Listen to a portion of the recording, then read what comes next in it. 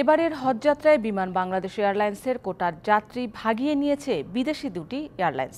এ বিষয়ে কয়েকটি হজ এজেন্সির বিরুদ্ধে অভিযোগ জানিয়ে ক্ষতিপূরণ চেয়ে ধর্ম মন্ত্রণালয়কে চিঠি দিয়েছে রাষ্ট্রীয় পতাকাবাহী সংস্থাটি।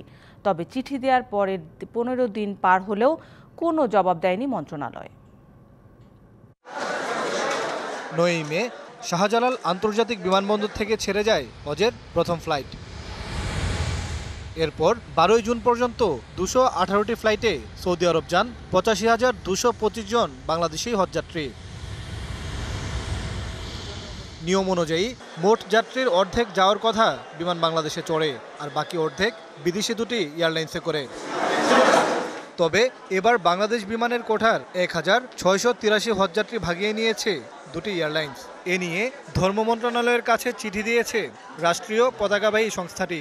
অভিযোগ, কয়েকটি এজেন্সির কারসাজি ও বিদেশি এয়ারলাইন্সের সঙ্গে যোগসাজশের কারণে বিমানের কয়েকটি ফ্লাইট বাতিল করা হয়। ওয়ালটন ফ্রিজ কিনে অনেকের মতো আপনিও হয়ে যেতে পারেন মিলেনিয়াল সেরা পণ্যের সেরা অফার। আর এই সুযোগে বিদেশি এয়ারলাইন্সগুলো বিমানের যাত্রী নিয়ে যায়। তাই যাত্রী প্রতি $100 ক্ষতিপূরণ চেয়েছে বাংলাদেশ বিমান। যদিও এখনো চিঠির জবাব দেয়নি মন্ত্রণালয়। আমি এমডি অফিসে খবর নিলাম, এখনো পর্যন্ত মন্ত্রণালয় এবং ধর্ম মন্ত্রণালয় থেকে কোনো কিছু পাইনি। এদিকে ধর্ম মন্ত্রণালয়ের দাবি, সক্ষমতার চেয়ে বেশি ফ্লাইট পরিচালনা করতে গিয়ে যাত্রী হারিয়েছে বিমান বাংলাদেশ।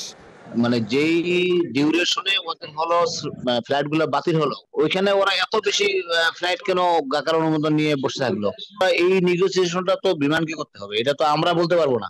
অভিযোগের বিষয়ে জানতে হজ এজেন্সি সংগঠন হাবের সাথে যোগাযোগ করা হলেও সাড়া মেলেনি। মোহন ইসলাম, ডিবিসি নিউজ, ঢাকা।